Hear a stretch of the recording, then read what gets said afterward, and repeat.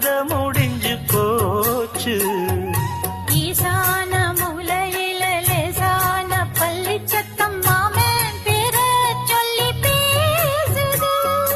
ஆறாத சோகந்தன்ன தீராம சேர்த்து வச்சு ஊரும் சேர்ந்து என்ன ஏசுது.